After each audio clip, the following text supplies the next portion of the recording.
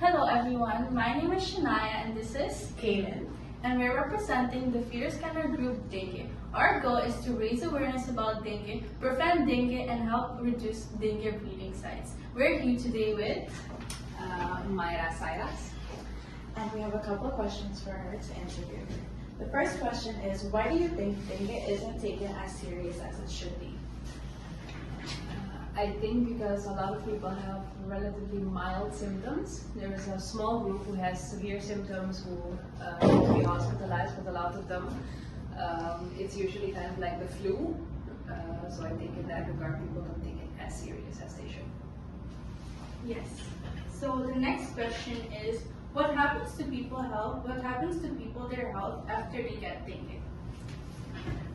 Usually not all that much, especially if you have a mild case of dengue, you recover very well. What is left is a lingering fatigue for a few weeks. The people who have the more severe symptoms, they take a bit longer to get all the way better. Number 3, what are some of the worst dengue symptoms you have seen yourself? Some of the worst dengue symptoms I've seen. Severe bleeding, I would say. I've seen eye bleeding and I've seen a lot of very bad skin rashes. Those are the worst that I've seen so far. And how long do these last? Depending on if you have mild or severe dengue, the mild symptoms usually last about a week, and the severe symptoms can last up to a few weeks, especially if you've been hospitalized.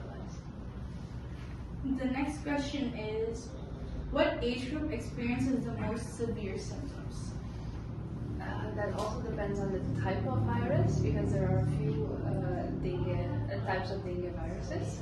The latest one we have seen here affects a younger age group, people of around, let's say, 15 to about 25 years. Mostly.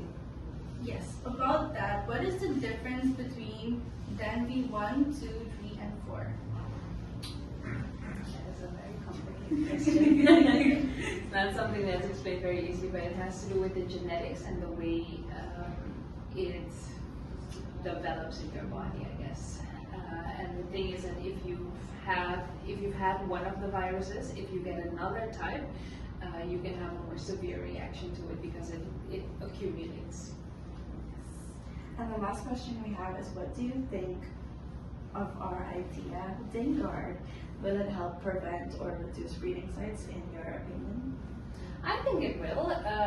The acronym Denguard, I think it's very smart. And in that regard, I think if you read it, it does make a lot of sense. Once you look at the poster, you get a good sense of what it is that you're supposed to do. So any type of awareness I'm always for, and I think it helps. We need to keep raising awareness, and I think the Denguard poster can help with that, definitely.